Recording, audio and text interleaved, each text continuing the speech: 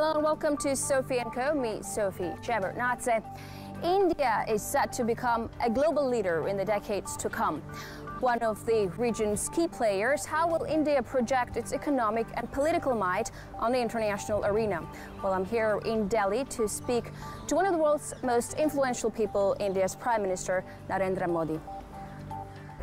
Asia is witnessing a new giant emerging.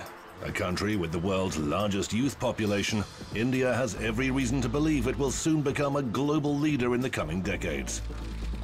With its leaders engaging in economic diplomacy everywhere from its immediate neighborhood to the St. Petersburg Economic Forum, what can it offer the world going forward?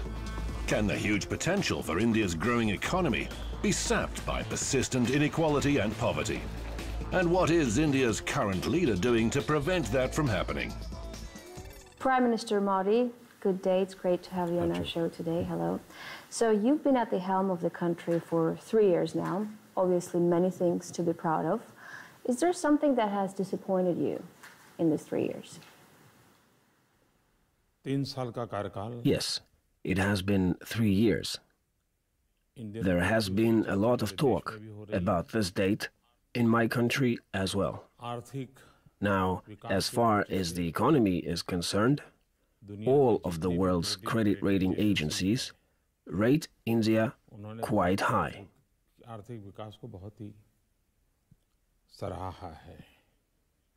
Throughout these 3 years, we have been working to make our dreams come true.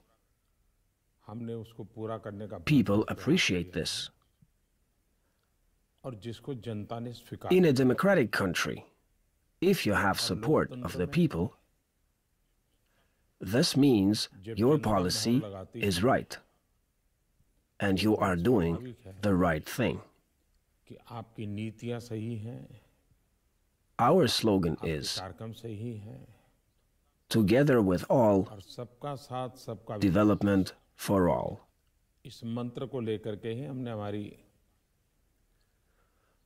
From the global point of view, India achieved a lot in these 3 years. The world expects a lot from India, and India does its best to justify these expectations. So, you can say that these 3 years were years of satisfaction and happiness. Based on our experience in these 3 years, we expect that we will make even better progress in the next 2 years. And we will be able to achieve all our goals. Our dream is to improve the lives of even the poorest people in our country. And we really hope that it will soon come true. We're going to get back to Indian economy and some of the main reforms that you've initiated. But before, I wanted to ask you about India-Russia relations. The two countries have very cordial relations for decades now. Russia is India's one of the key partners, main arms supplier to your country. You have said once that Russia-India relationship can go further than just a political relationship. Even though it's not very popular to be friends with Russia nowadays, can this relationship go deeper than just arms contracts, maybe civil aviation, nuclear energy? I will have to correct you a little. India and Russia have a long-standing history of friendship. Our friendship has proven strong at every turn along the way. We have been together through the hard times and the times of prosperity. Our friendship is not about give and take or buy and sell, it's about trust. When we fight climate change, we do it together. When we fight terrorism, we do it together. We also work together to fight poverty in India. We work together in research and innovation, agriculture, and even crisis management. There is no area where India and Russia cannot come together and cooperate.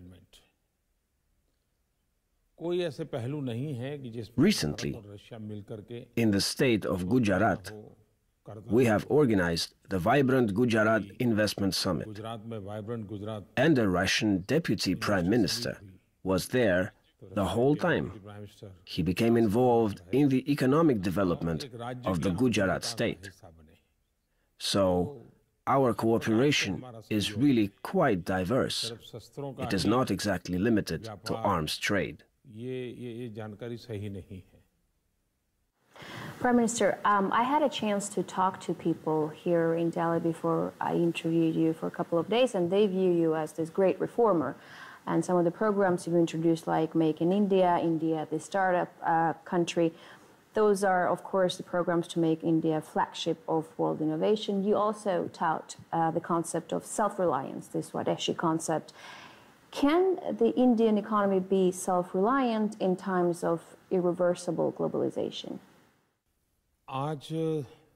Today's world is very interconnected and interdependent. This is the age of technology. Technology reflects what is changing in the world. Technology is changing man into the new man, the network man. So many great changes have taken place. Today, with globalization and prospects of a global scale, we have only one path, and that is development. And India has made significant progress with that. Our top priority is a happy family. The whole world is one family. That is our philosophy in India. And this is the foundation of all progress in India. Society, the social aspect, is the focal point of economic development for us. We have to try harder to alleviate special conditions in the underdeveloped areas of our country. I have to bring electricity to those areas that do not have it, and that's the first order of business. In those houses that burn wood in their stoves, I have to bring gas stoves to those houses. That is what we're doing. That is what the slogan is about, together with all, development for all. Our strength is that 65% of our population is under the age of 35. That's 800 million people. This is our biggest asset. It should help India and, in fact, the whole world. This is what we're doing. So despite a very significant economic growth, Indian society is still affected by stratification and inequality. Do you feel like this could hinder India's role as a main player in the world for the future? The whole world thinks today that the 21st century is the century of Asia. And many people think that India plays a big role in that. And I have no reason to argue with that if the whole world feels this way. Our country has a population of 1.2 billion people. We have traditions of thousands of years. We have great diversity, 100 languages, and 1,700 dialects. Our country is very diverse, and we do our best to help everybody achieve self-realization. This is the centerpiece of all of our plans. We want to develop together with every segment of our society. This is what our slogan means. together with all, development for all. We have been investing heavily to make sure that even the most poor people are included in the main economic process. We want both small villages and big cities to enjoy the same level of services.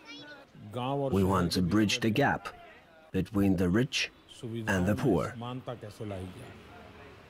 between the educated people and the uneducated. All these people should have equal opportunities.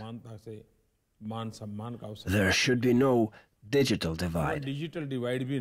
This is at the core of our planning and everything we do. And so far, we're quite successful at it. We're going to take a short break right now. When we're back, we'll continue talking to India's Prime Minister, Narendra Modi.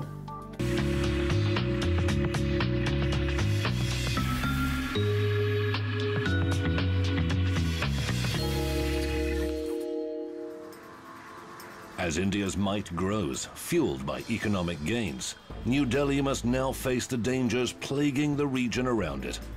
Confronted by the instability of terrorism on one side and the shadow of China on the other, can India manage the responsibility that comes with the global leadership role it now covets? How will that change its foreign policy? And does it have the strength and skill to navigate its journey to the top? And we're here on Sophia Call talking to Indian Prime Minister Narendra Modi. Prime Minister, so one of your most important reforms, initiatives, is a bold currency reform. It actually ended the circulation of high-denomination banknotes in order to combat tax evasion, bribery, to make Indian economy less cash-based. And, you know, even I'm feeling the effects of it because it's not always easy to withdraw cash from ATMs here. And despite the hardships, people have supported this very fundamental, very bold reform. Are you going to go further? Are you going to implement some labor reforms, make hiring people easier, break up state monopolies? You see, my goal is to transform my country. And the transformation of my country involves reforming it. But reforms have to be of the right kind. Our government is proactive. It makes decisions based on what our country needs. If need be, we make far-reaching and sometimes tough decisions. That is in our tradition. But all the decisions we make are well thought through and adhere to the principle of for everyone's benefit, for everyone's happiness. The people put trust in our decisions. When the people feel that we make the right decisions, they support even the toughest of them. We saw this with the currency reform. We saw that people supported it. My goal is to leave behind the regular banknotes, the cash, and move to digital accounts. I want our society to be a society without cash. Our goal is to create a society with minimal amounts of cash in circulation, and introducing technology could prove to be of great help in that. We adopted a number of initiatives, and we believe they would result in considerable success. We've worked hard also on the labor reform. That's because our government cares about the poor. Now, more and more young people find jobs now and don't have to leave the country to do so. Taking these two things into consideration, we've managed to introduce a number of reforms in this sphere. Prime Minister, I would want to touch upon India's role on the international arena. Let me start with Afghanistan. Taliban and ISIS are gaining ground in the country. Kabul is seeking India's friendship. How can India influence the situation and help the government there? If we're talking about Afghanistan, then it's mainly terrorism we have to discuss. It's terrorism that is humanity's foe. Terrorism is not restricted by borders. Today, it rears its head in one place, and tomorrow it might be in another place. So, all the forces that stand for humanism have to unite and fight terrorism together to eradicate it and save humanity. We need to get rid of such notions as good terrorism or bad terrorism, my terrorism or your terrorism. The United Nations also needs to be proactive and show determination in fighting terrorism. For a long time, a resolution has been gathering dust there in the United Nations, with no decision and no discussion on it, the one about defining the term terrorism and its supporters. No decision has been made on this resolution. So, when we look at Afghanistan in this context, India is Afghanistan's friend, and Afghanistan is India's friend. We have cultural ties with Afghanistan. We have economic ties with Afghanistan as well, so we are connected through cooperation. Afghanistan faces a multitude of problems at this point, and India contributes to its economic development and helps build government institutions. For example, we built a parliament building for them. We're building dams for them. Whether it's developing capabilities or labor resources, India will accompany Afghanistan on this path. India is resolute. We have decided to act as good friends to Afghanistan. But we believe that Afghanistan itself should be the one to solve its problems. Afghanistan has to be the one to find the solution and implement it. Only then would that be a lasting solution. And we need to help Afghanistan, all of us. The whole of the international community has to help Afghanistan. Despite an ages-old territorial dispute, China is India's largest trading partner. According to recent polls, Indians are very wary of such heavy involvement, China, in the Indian economy. Can that make India turn away from trade ties in Beijing? I mean, we're talking about $70 billion of trade ties. How easy is it going to be to turn away from that? We cannot argue with the entire world saying that the 21st century is the century of Asia. It means that both India and China will influence the situation in the world in the coming decades. India and China have good relations. We are investing in China more and more, and China is investing more and more in India. Our economic ties are developing and expanding to include more and more areas of cooperation. The structure of our respective economies lends itself to mutually beneficial cooperation, rather than competition or confrontation.